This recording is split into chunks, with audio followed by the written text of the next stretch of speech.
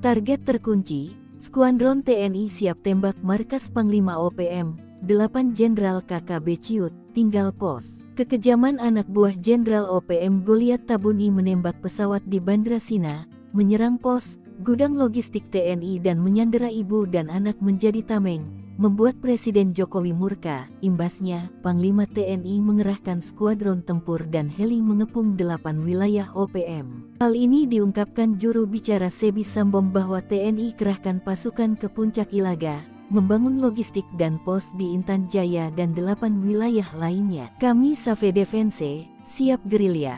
Maka kami mengimbau TNI akui saja jika 8 wilayah sebagai zona perang, katanya dikutip Kamis tanggal 10 Juli tahun 2024. Informasi terakhir, TNI mengepung OPM lewat udara, darat dan laut, sehingga Panglima Goliat Tabuni dan 8 jenderal andalannya meninggalkan markas. Berikut daftar Panglima OPM dan 8 jenderal KKB di wilayah Puncak, Paniai, Puncak Jaya Ilaga, Yahukimo, Nduga, Pegunungan Bintang, Sorong, Maibrat, dan Intan Jaya. 1. Jenderal Goliat Tabuni. Jenderal Goliat Tabuni merupakan Panglima Besar OPM yang memegang komando gerakan separatis OPM. Dia membawahi 35 komanda daerah operasi di Papua. Baru-baru ini, diduga kuat Goliat Tabuni menyerang Bandara Agandume, menyerang Bandara Sina dan menembak pesawat Smart Air. 2. Brigjen Matias Gobay.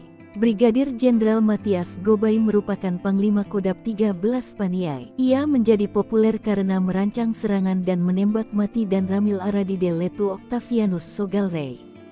Matias Gobay kini melarikan diri meninggalkan markas usai diburu Kopassus dan Brimob. 3. Brigjen Penny Murib. Brigjen Penny Murib merupakan Panglima Kodab 18 Puncak Ilaga. Dia menteror sejumlah kawasan Puncak Ilaga, menembak 5 warga sipil, anggota TNI dan Polri.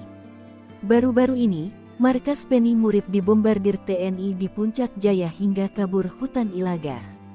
Ajudannya Tetan Murib pecatan TNI tewas. 4. Brigjen Elkius Kobak. Brigjen Elkius Kobak merupakan Panglima Kodab 16 Yahukimo. Ia menggantikan ayahnya Yeremias Wakman Kobak. Salah satu aksi sadisnya menembak warga sipil dan menewaskan anggota Polri Bribda Octavianus Buara tanggal 16 April tahun 2024 lalu. TNI Polri lalu menyerang 2 markas Elkius hingga melarikan diri ke Papua Pegunungan.